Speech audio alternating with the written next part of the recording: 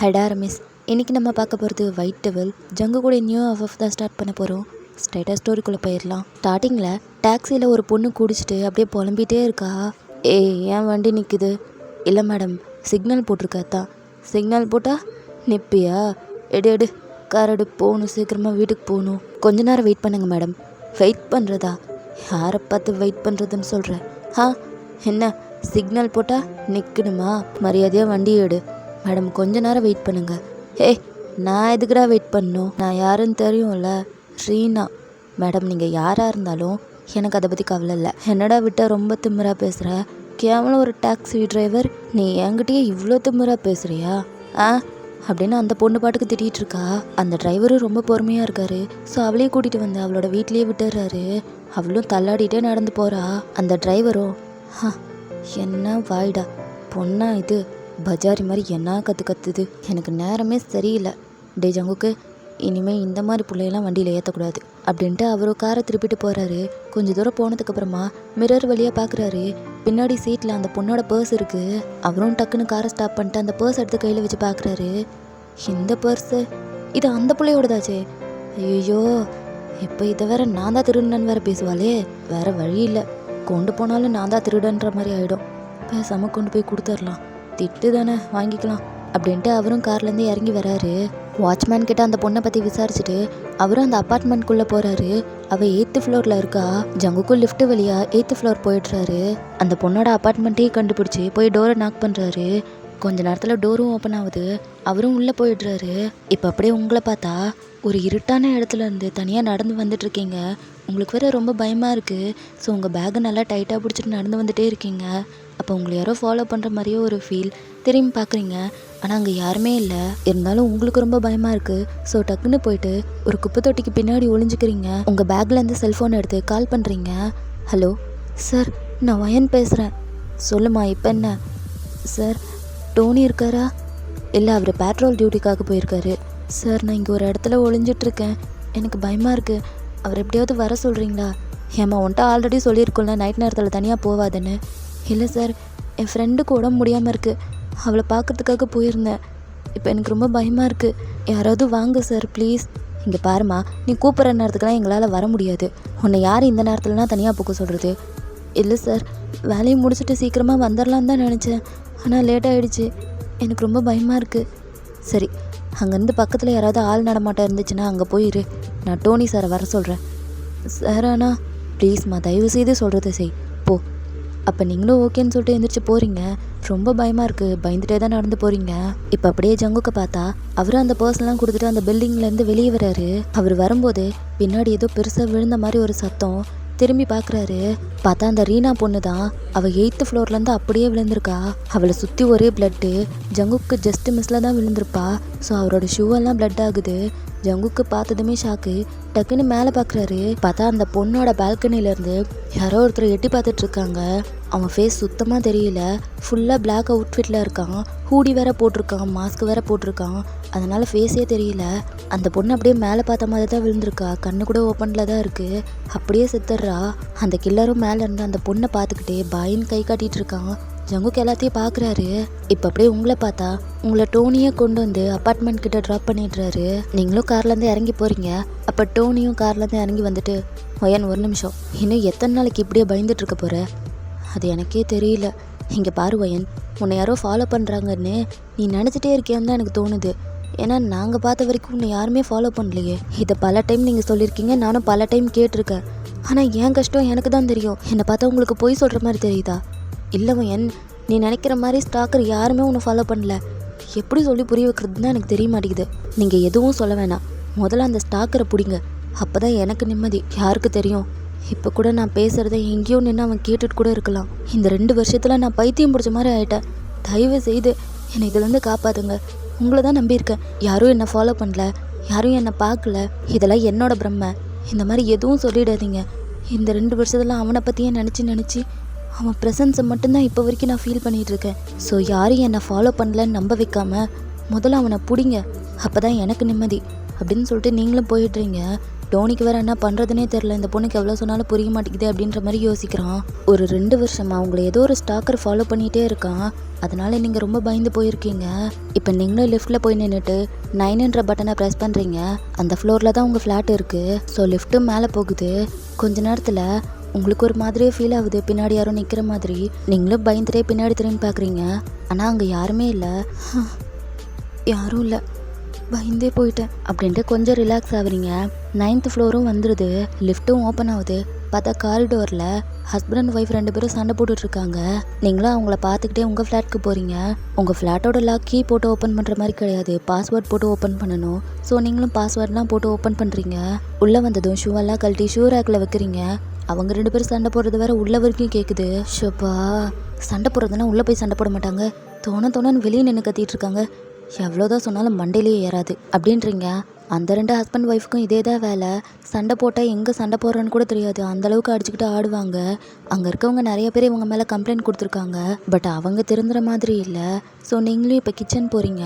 உங்கள் பேக்கெட்லேருந்து கீ எடுத்து kitchen self எல்லாத்தையும் ஓப்பன் பண்ணுறீங்க. அந்த செல்ஃபில் சுகரு, சால்ட்டு, இந்த மாதிரி மசாலா பொருள்லாம் இருக்குது. அது எல்லாத்தையுமே உள்ளே வச்சு லாக் பண்ணியிருக்கீங்க. ஏன்னா உங்களுக்கு ரொம்ப பயம், ஒருவேளை அந்த ஸ்டாக்கர் வீட்டுக்குள்ளே பூந்து இந்த மசாலா பொருளில் ஏதாவது கலந்துருவானோன்னு. அதனால தான் உள்ளே எல்லாத்தையும் வச்சு லாக் பண்ணியிருக்கீங்க. ஸோ இப்போ நீங்களும் சமைச்சு சாப்பிட்டுட்ருக்கீங்க. ஹாலில் இருக்க டிவியை பார்த்துட்டே சாப்பிட்டுட்ருக்கீங்க. சாப்பிட்டு முடிச்சுட்டு கொஞ்ச நேரத்துலேயே அப்படியே தூங்கிட்டுறீங்க. உங்களுக்கு செம்ம தூக்கம், நல்லா தூங்கிட்டுருக்கீங்க. ஸோ அப்படியே பேரலா ஒரு இருட்டான ரூமில் நிறைய டிவி ஸ்க்ரீன்லாம் இருக்குது. அதில் ஒரு டிவியில் நீங்கள் ஹாலில் தூங்கிட்டுருக்கீங்கல்ல, அந்த வீடியோ ப்ளே ஆகிட்டுருக்கு. இத்தனைக்கும் லைவாக உங்கள் வீட்லேயே ஏதோ சீக்ரெட்டாக கேமரா இருக்கும் போல். ஸோ அந்த ஸ்டாக்கரும் எல்லா ஸ்க்ரீன்லேயும் அதே வீடியோவை ப்ளே பண்ணுறான். அப்படியே உங்களை ஜூம் பண்ணி இன்ச் பை இன்ச்சாக பார்க்குறான், ஏதோ அப்சஸ்ட் ஆன மாதிரி. அந்த ரூமே ரொம்ப டார்க்காக இருக்குது. அந்த டிவி ஸ்க்ரீனோட வெளிச்சம் மட்டும்தான், எல்லா ஸ்க்ரீன்லேயும் நீங்கள் மட்டும்தான் தெரியுறீங்க. அந்த வெளிச்சம் மட்டும்தான் இருக்குது. இந்த ஸ்டாக்கரும் அந்த ஸ்க்ரீனில் கை வைக்கிறான். உங்கள் ஐஸு, லிப்ஸு, நோஸுன்னு எல்லாத்துலேயுமே டச் பண்ணி பார்க்குறான். அவன் உங்கள் மேலே பயங்கர அப்சஸ்டாக இருக்கான் போல், அந்த மாதிரி டச் பண்ணிகிட்டு இருக்கான். நெக்ஸ்ட் டே ஸ்கூலில் நீங்கள் பசங்களுக்கெல்லாம் கிளாஸ் எடுத்துகிட்ருக்கீங்க. உங்களை பற்றி சொல்லணுன்னா நீங்கள் ஒரு ஸ்கூல் டீச்சர். உங்களுக்கு அப்பா அம்மா கிடையாது, சித்தி சித்தப்பா 2 பேர் மட்டும்தான். அவங்களும் உங்கள் கூட இல்லை, அவங்க வில்லேஜில் இருக்காங்க. நீங்கள் இங்கே தனியாக இருக்கீங்க. ஸோ நீங்களும் கிளாஸ் முடிச்சுட்டு ஸ்டாஃப் ரூம் போகிறீங்க. பார்த்தா அங்கே ஒரு குட்டி பொண்ணு முட்டி போட்டு உட்காந்துட்ருக்கா. நீங்களும் அவளை பார்த்துட்டு, என்ன முட்டி போட்டுட்ருக்க, பனிஷ்மெண்ட்டா, என்ன தப்பு பண்ண? நான் எதுவும் பண்ணல. எதுவும் பண்ணாமலாம் இப்படி பனிஷ்மெண்ட் கொடுத்துருக்காங்க, என்ன பண்ணான்னு சொல்லு. அதுவா, ஸ்கூலுக்கு ஃபோன் எடுத்துகிட்டு வந்துட்டேன்னா அதான் பனிஷ்மெண்ட் கொடுத்துட்டாங்க. கரெக்டான பனிஷ்மெண்ட் தான். உன்னை யார் ஸ்கூலுக்கெல்லாம் ஃபோன் எடுத்துகிட்டு வர சொன்னது? ஃபஸ்ட் ஸ்டாண்டர்ட் தானே படிக்கிற, எதுக்கு உனக்கு ஃபோன்லாம்? இல்லை, அப்பா தான் என்னோடய சேஃப்டிக்காக இருக்கட்டும்னு சொல்லி கொடுத்து விட்டார். ஆனால் நான் ஃபோனை பார்த்துட்டு கூட இல்லை, பேக்கில் தான் வச்சுருந்தேன். அதுதான் மேம் பார்த்துட்டு இப்படி பனிஷ்மெண்ட் கொடுத்துட்டாங்களா? ரொம்ப கால் வலிக்குது, அவங்கக்கிட்ட பேசுங்களேன். சரி, எந்த மேம் உனக்கு பனிஷ்மெண்ட் கொடுத்தது? ஜெசிகா மேம் தான். அவங்களா? அவங்கக்கிட்ட என்னால் பேச முடியாது. ப்ளீஸ் ப்ளீஸ் நீங்கள் பேசுங்களேன், எனக்கு ரொம்ப கால் வலிக்குது, இனிமேல் இப்படி பண்ண மாட்டேன் ப்ளீஸ். எனக்கெல்லாம் தெரியாது, அவங்கக்கிட்ட பேசுகிறதே ரொம்ப கஷ்டம். உங்கள் அப்பாவை யார் ஃபோனில் கொடுத்து விட சொன்னது? நான் வேணான்னு தான் சொன்னேன். ஆனால் அப்பா தான் உன்னோட சேஃப்டிக்கு வச்சுக்கோ, ஏதோ பிரச்சனைனா கூப்பிடு அப்படின்னு சொன்னார். சேஃப்டியா? ஏன், என்ன சேஃப்டி? அதெல்லாம் எனக்கு தெரியல, அப்பா தான் கொடுத்து விட்டார். சரி, உன் பேர் என்ன, உங்கள் அப்பா பேர் என்ன? நான் ஃபஸ்ட் ஸ்டாண்டர்ட் படிக்கிறேன்னு தெரியுது, ஆனால் என் பேர் தெரியாதா? அதுவா, நான் நிறைய டைமு நான் ப்ரேயரில் பார்த்துருக்கேன். ஃபஸ்ட் ஸ்டாண்டர்ட் படிக்கிற பசங்க கூட நின்றுட்டுருப்பேன். அதை வச்சு தான் சொன்னேன் நீ ஃபஸ்ட் ஸ்டாண்டர்டுன்னு. சொல்கிறதா இருந்தால் சொல்லு, இல்லைன்னா விடு, நான் உனக்கு ஹெல்ப் பண்ணலான்னு நினச்சேன். சொல்கிறேன், என் பேர் திவி. நல்ல நேம் தான். சரி, ஜெசிகா மேடம் வந்தால் நான் பார்த்துக்கிறேன், நீ எந்திரி. ஆனால் மேடம் என்ன திட்டினாங்கன்னா நான் பார்த்துக்கிறேன். ஆனால் ஸ்கூலுக்கு ஃபோன் எடுத்துகிட்டு வர்றது ரொம்ப தப்பு. உங்கள் அப்பா கிட்ட போய் சொல்லு, இனிமேல் ஃபோன்லாம் கொடுத்து விடாதீங்கன்னு. நான் வேணான்னு தான் சொன்னேன், அப்பா தான். சரி, அவர் ஏதோ உன் சேஃப்டிக்காக கொடுத்துருக்காரு, இனிமேல் அப்படி பண்ணக்கூடாது. உங்கள் அப்பா கிட்ட புரியிற மாதிரி சொல்லு, ஓகேவா? தேங்க்யூ அப்படின்னு சொல்லிட்டு அவளும் ஓடுறா. நீங்களும் உங்கள் பிளேஸில் உட்காந்து உங்கள் வேலையை பார்த்துட்ருக்கீங்க. அப்போ கொஞ்ச நேரத்தில் ஜெசிகா மேடம் வந்துடுறாங்க. இங்கே ஒரு பொண்ணை நான் முட்டி போட வச்சுருந்தேனே, அவள் எங்கே? சாரி மேடம், நான் தான் அனுப்பிட்டேன். அனுப்புனீங்களா? எதுக்கு அனுப்புனீங்க? இல்லை மேடம், சின்ன பொண்ணு ரொம்ப நேரமாக முட்டி போட்டுட்டு இருந்தா, அதான் அனுப்பிட்டேன். உங்களை யார் இந்த மாதிரி வேலையெல்லாம் பார்க்க சொன்னது? என்கிட்ட கேட்டிருக்கலாம்ல. சாரி மேடம், அவள் ஆல்ரெடி உடம்பு முடியாத பொண்ணு, கொஞ்ச நாளைக்கு முன்னாடி கூட ப்ரேயரில் இருக்கும்போது மயக்கம் போட்டு விழுந்துட்டால, அதனால தான் சரி இங்கேயோ ஏதோ உடம்பு முடியாமல் போயிடுமோன்னு அனுப்பிட்டேன். அதுக்கு ஒரு வார்த்தை என்கிட்ட கேட்டிருக்கலாம்ல. சாரி மேடம், ஏன் தப்பு தான். சரி விடுங்க. நான் அந்த பொண்ணோட அப்பாவை வர சொல்லியிருக்கேன். அவர் இன்னும் கொஞ்ச நேரத்தில் வந்துடுவார். எனக்கு ஒரு முக்கியமான வேலை இருக்குது. ஸோ நீங்கள் அவரை மீட் பண்ணி பேசுங்க. நீங்கள் கொஞ்சம் வார்ன் பண்ணி விடுங்க, இனிமேல் இந்த மாதிரி ஃபோன்லாம் கொடுத்து விடாதீங்கன்னு. மேடம், நான் எப்படி அவர்கிட்ட அவளை அனுப்பி வச்சிங்கல்ல, ஸோ நீங்கள் தான் பேசணும் அப்படின்னு கட் அண்ட் ரைட்டாக சொல்லிட்டு அவங்க அங்கேருந்து போயிடுறாங்க. உங்களுக்கும் வேறு வழி கிடையாது, அவரை மீட் பண்ணி பேசி தான் ஆகணும். ஸோ ஸ்டாஃப் ரூம்லேயே வெயிட் பண்ணிகிட்ருக்கீங்க. அப்படியே ரொம்ப நேரம் ஆகிடுது. இன்னும் கொஞ்ச நேரம் போனால் லாஸ்ட் பில்லே அடிச்சிடுவாங்க. உங்களுக்கு வேறு டென்ஷன் ஆகுது, என்ன இன்னும் காணுமேன்னு. ஷோபா, இன்னும் எவ்வளோ நேரம் வெயிட் பண்ணுறது? இதுக்கு மேலே என்னால் முடியாதுப்பா, முதல்ல நான் கிளம்புறேன். இன்னும் எவ்வளோ நேரம் இதே ஸ்டாஃப் ரூமில் உட்காந்துட்டு இருக்க முடியும் அப்படின்ட்டு நீங்களும் உங்கள் பேக்கெல்லாம் எடுத்துகிட்டு வெளியே வரீங்க. அப்போ ஆப்போசிட்டில் ஒருத்தர் வந்துடுறாரு. நீங்கள் அவரை கவனிக்காமல் போய் மோதிடுறீங்க. உங்கள் கையில் இருந்த பேக்கெல்லாம் கீழே விழுந்துருது. சாரி சார், தெரியாமல் அடிச்சிட்டேன் அப்படின்ட்டு அவரை பார்க்குறீங்க. அவரை பார்த்ததுமே உங்கள் ஃபேஸே மாறுது. அது வேறு யாரும் இல்லை, தயாங் தான். தயாங்கும் உங்களை பார்த்துட்டு ஷாக்கிங்காக நிற்கிறாரு. ஓயன், நீ எப்படி இருக்க? நல்லா இருக்கியா? அப்போ நீங்கள் எதுவுமே பேசாமல் கீழே கொஞ்சம் உங்கள் பேக் எல்லாத்தையும் எடுத்துகிட்டு, உங்களுக்காக தான் இவ்வளோ நேரம் வெயிட் பண்ணிகிட்டு இருந்தேன், கொஞ்சம் சீக்கிரம் வாங்க பேசணும் அப்படின்ட்டு உள்ளே போகிறீங்க. தயங்கும் வராரு. வந்து சேரில் உட்காந்துட்டு, ரொம்ப நாள் கழித்து பார்க்குறேன், நீ எப்படி இருக்குன்னு கூட சொல்ல மாட்டியா? இங்கே பாருங்கள், நான் உங்ககிட்ட பேசுறதுக்குலாம் ரெடியாக இல்லை. திவ்யோட அப்பான்ற முறையில் வேணால் நீங்கள் என்கிட்ட பேசுங்க, மற்றபடி எந்த விதத்துலையும் நீங்கள் என்கிட்ட பேசாதீங்க. திவிக்கிட்ட எதுக்காக ஃபோன் கொடுத்து விட்டீங்க? அது என் பொண்ணோட சேஃப்டிக்காக. உங்கள் பொண்ணோட சேஃப்டின்னா ஏன் ஸ்கூலில் தானே இருக்கா, சேஃபாக தானே இருக்கா? அது எப்படி எனக்கு தெரியும்? எனக்கு என்னமோ என் பொண்ணு சேஃபாக இருப்பான்னு தோணல, அதனால தான் ஃபோன் கொடுத்து விட்டேன். என்னதான் இருந்தாலும் ஸ்கூலுக்கு ஃபோன் கொடுத்து விடுறதெல்லாம் ரொம்ப தப்பான பழக்கம். இனிமேல் இதெல்லாம் பண்ணாதீங்க. நான் ஏன் இதை பண்ணேன்னு கூட யோசிக்க மாட்டியா? நான் எதுக்காக யோசிக்கணுன்ற அவசியம் எனக்கு இல்லை. நீங்கள் பண்ணது தப்பு, அவ்வளோதான். சரி, தப்பு தான், ஒத்துக்கிறேன். ஆனால் ஏன் இப்படி பண்ணேன்னு தெரியுமா? அதெல்லாம் எனக்கு தேவையில்லை. கேளு, நீ கேட்டே ஆகணும். எனக்கும் யார்கிட்ட சொல்கிறதுன்னு தெரியல, அதான் நான் உங்ககிட்ட சொல்கிறேன். அப்போ நீங்களும் கேட்குறீங்க. நேற்று ரீனான்ற ஒரு பொண்ணு சூசைட் பண்ணி இறந்துட்டதா ஒரு நியூஸ் வந்துருந்துச்சுல்ல, நீ பார்த்தியா? இல்லை, எனக்கு தெரியாது. அப்போ அவரும் அந்த மொபைலில் எடுத்து அந்த நியூஸை காமிக்கிறாரு. உங்களுக்கு இப்போ தான் தெரியுது இந்த மாதிரி ஒரு விஷயம் நடந்திருக்குன்னு. சரி, இதுக்கும் நீங்கள் ஃபோன் கொடுத்து விட்டதுக்கும் என்ன சம்மந்தம்? இது நீ நினைக்கிற மாதிரி சூசைட் கேஸ் கிடையாது, இது ஒரு கொலை. அதுவும் யார் பண்ணான்னு தெரியுமா? அந்த சீரியல் கில்லர் ஒயிட் டெவில் தான் பண்ணியிருக்கான். ஒயிட் டெவிலா? ஆனால் அந்த பொண்ணு சூசைட் தானே பண்ணிக்கிட்டா? இல்லை, இது ஒரு கொலை. அது எப்படி நீங்கள் சொல்கிறீங்க? அப்போ தயங்கும் அவர் பேக்கெட்லேருந்து ஒரு கவர் எடுக்கிறாரு. அதுக்குள்ளே கொஞ்சம் முடி இருக்குது. நீங்களும் பார்க்குறீங்க. என்னது இது? அந்த பொண்ணு இறந்து போனால ரீனா, அந்த பொண்ணோட முடி தான் இது. அந்த ஒயிட் டெவில் தான் எனக்கு அனுப்பி வச்சான். காலையில் தான் நான் டிஎன்ஏ டெஸ்ட்டுக்காக கொடுத்துருந்தேன். இப்போ கொஞ்ச நேரத்துக்கு முன்னாடி தான் வந்துச்சு. அவனும் என்னை மிரட்டிகிட்டு இருக்கான். உங்களை எதுக்காக மிரட்டணும்? அவனுக்கு நான் கவர்மெண்ட் ப்ராசிக்யூட்டராக ஆகணுமா, நான் கவர்மெண்ட் லாயராக தான் இருக்கணும், ப்ரைவேட் லாயராக இருக்கக்கூடாதுன்னு என்னை மிரட்டிகிட்டு இருக்கான். என் பொண்ணுக்கு எதுவும் ஆகிடுமோன்ற ஒரு பயத்தில் தான் நான் அவள் கையில் ஃபோன் கொடுத்து விட்டேன். எனக்கு குழப்பமாக இருக்குது. உங்களை எதுக்காக அவன் கவர்மெண்ட் லாயராக இருக்க சொல்கிறான்? உங்கள் பொண்ணுக்கு என்ன ஆக போகுது? அது மட்டும் இல்லாமல் ஒயிட் டெவில் எதுக்காக உங்களுக்கு இந்த பொண்ணோட முடியெல்லாம் அனுப்பணும்? இதெல்லாம் எதுக்கு? ஏன்னா அவன் என்னை வச்சு ஏதோ பிளான் பண்ணியிருக்கான். அதுக்காக தான் என்னை இந்த மாதிரிலாம் பயமுறுத்திட்டு இருக்கான். உன்கிட்ட சின்னதாக ஒரு ஹெல்ப் மட்டும் கேட்குறேன். என் பொண்ணை தயவு செய்து நீ தான் சேஃபாக பார்த்துக்கணும் ப்ளீஸ். ஆனால் நான் எப்படி? எனக்கு தெரியல ஒயன், நீ சேஃபாக பார்த்துக்கோ. என்னால் யார்கிட்டையும் ஹெல்ப் கேட்க முடியல, ஏன்னா நான் யார்கிட்டையாவது ஹெல்ப் கேட்டால் அவனுக்கு தெரிஞ்சிடும். அப்புறம் இன்னும் ஏதோ பெரிய பிரச்சனையாக கொண்டு வந்து விட்டுருவான். அந்த பயத்தில் தான் நான் உன்கிட்ட கேட்குறேன். உன்னை தவிர வேறு யாரையும் என்னால் நம்ப முடியல, கொஞ்சம் புரிஞ்சுக்கோ ஏன் ப்ளீஸ் அப்படின்றாரு. நீங்களே யோசிக்கிறீங்க. யோசிக்காத ஒயன், தயவு செய்து புரிஞ்சுக்கோ. என்னை பற்றி உனக்கே நல்லா தெரியும், எனக்கு என் பொண்ணு ரொம்ப முக்கியம். புரிஞ்சுக்கோ ஏன், நான் பார்த்துக்கிறேன், நீங்கள் பயப்படாமல் போங்க. தேங்க்ஸ் அப்படின்ட்டு உங்களை ஹக் பண்ண வராரு. நீங்கள் வேற பார்த்து மறைக்கிறீங்க. சாரி அப்படின்னு சொல்லிட்டு தயங்க அங்கேருந்து போயிடுறாரு. கொஞ்ச நேரத்தில் லாஸ்ட் பெல்லும் ரிங் ஆகுது. ஸோ நீங்களும் கிளம்பிடுறீங்க. நேராக போலீஸ் ஸ்டேஷன் தான் போகிறீங்க. அங்கே போயிட்டு டோனிக்கிட்ட தான் பேசிகிட்டு இருக்கீங்க. டோனியும் ட்ரை பண்ணிட்டு தான் இருக்கேன் அப்படின்னு சொல்லிடுறான். அப்போ ஸ்டேஷனுக்குள்ளே நியூ ஆஃபீஸர் ஒருத்தர் வராரு. எல்லாருமே அங்கே போயிடுறாங்க. நீங்களும் பார்க்குறீங்க, அது வேறு யாரும் கிடையாது, ஜின் தான் அந்த ஸ்டேஷனோட நியூ சீஃபு. ஜின்னும் எல்லாருக்கூடையும் பேசிட்டு உங்களை பார்க்குறாரு. அந்த பொண்ணு யார்? அப்போ டோனியும், சார் கம்ப்ளைண்ட் கொடுக்கறதுக்காக வந்திருக்காங்க. கம்ப்ளைண்ட்டா? என்ன கம்ப்ளைண்ட்?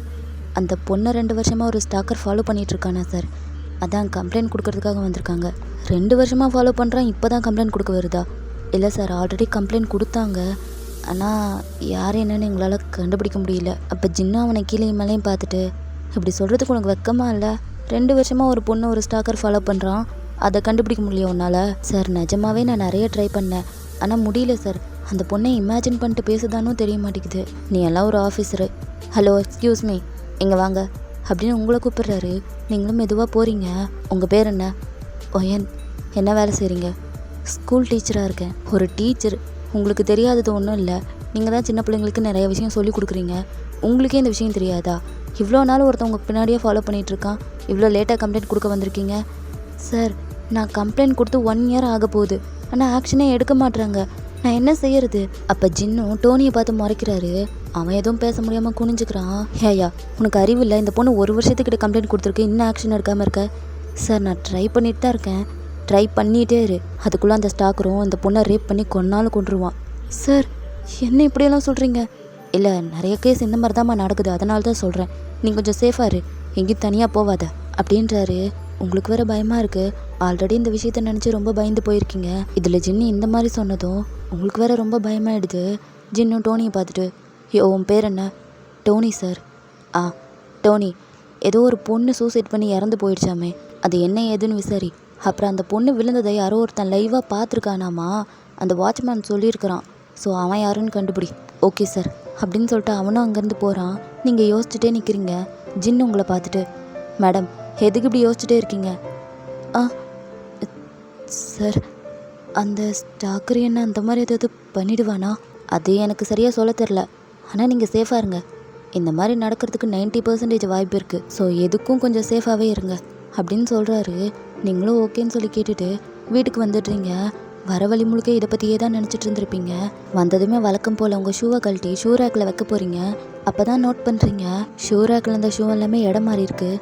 அந்த ரேக்கும் க்ளீனாக இருக்குது. நீங்கள் ரொம்ப நாளாகவே ஷூ ரேக்கை க்ளீன் பண்ணவே இல்லை, டஸ்ட்டெல்லாம் இருந்திருக்கும். நீங்களும் அதை பார்த்துருப்பீங்க. ஆனால் இப்போ என்னடா க்ளீனாக இருக்கே அப்படின்னு யோசிக்கிறீங்க. ஆனால் அதை பெருசாக கண்டுக்கல.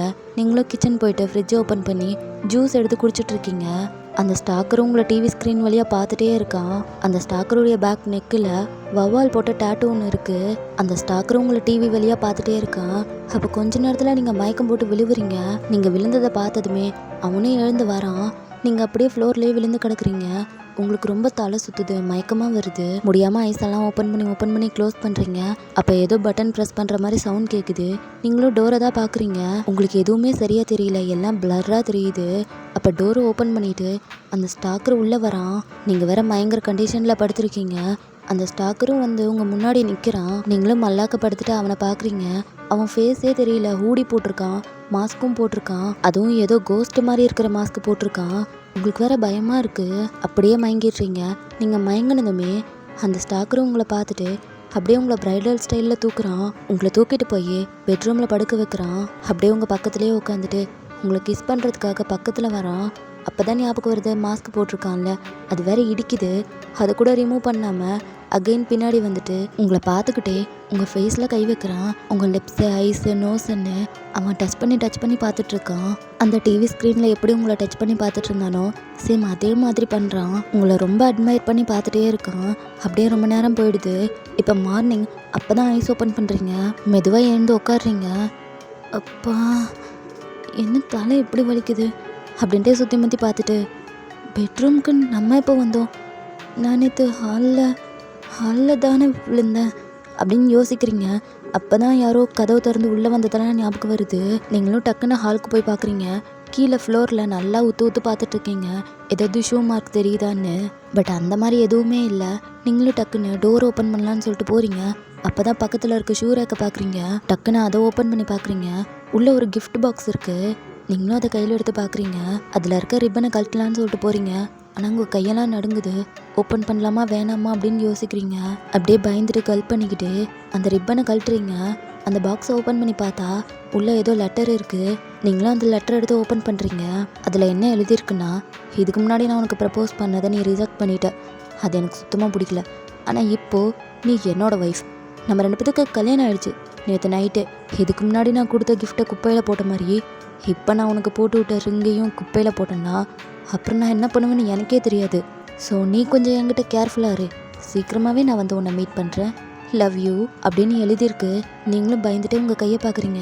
உங்கள் கையெல்லாம் பயங்கரமாக ஷிவர் ஆகுது. உங்கள் ஃபிங்கரில் புதுசாக ஒரு ரிங் இருக்குது. அது அந்த ஸ்டாக்கர் தான் நேற்று நைட்டு வந்து உங்களுக்கு போட்டு விட்டுருப்பான். உங்கள் ஹேண்டை பார்த்துட்டு யோசிச்சுட்டு இருக்கீங்க, இப்போ அப்படியே நம்ம ஃப்ளாஷ்பேக் போயிடலாம்.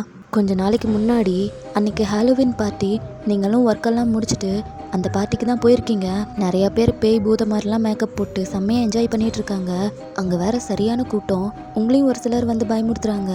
நீங்களும் பயந்துட்டே உள்ளே போகிறீங்க. இருந்தாலும் உங்களுக்கு அது ரொம்பவே பிடிச்சிருக்கு. எல்லாத்தையும் என்ஜாய் பண்ணி பார்த்துட்ருக்கீங்க. நீங்களும் கூட்டமாக இருக்குன்னு சொல்லிட்டு ஒரு இடத்துல போய் உட்காந்துக்கிறீங்க. அப்போ ஒரு குட்டி பையன் உங்ககிட்ட ஓடி வரான். ஹாய் அக்கா, இதை ஒருத்தர் உங்ககிட்ட கொடுக்க சொன்னார். கிஃப்டா? என்கிட்ட யார் கொடுக்க சொன்னா? அது எனக்கு தெரியல. அதோ அங்கே நின்றுட்டு இருந்தார், அவர் தான் கொடுக்க சொன்னார். அங்கேயா? ஆனால் அங்கே யாருமே இல்லையே.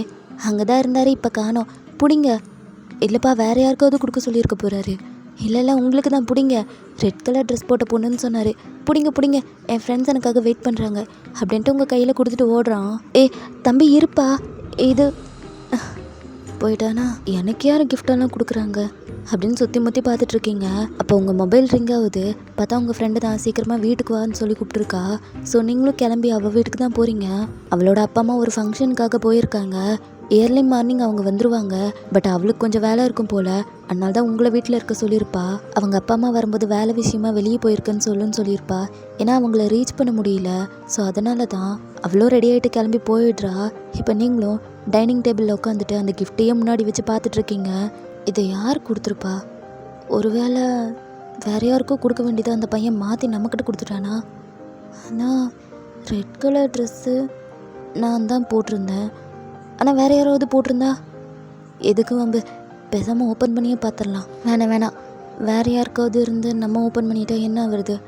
ஆனால் இதில் என்ன இருக்குன்னு தெரிஞ்சுக்கணும் போல் இருக்குது. சரி, ஓப்பன் பண்ணுவோம் அப்படின்ட்டு ஓப்பன் பண்ணிட்டுறீங்க.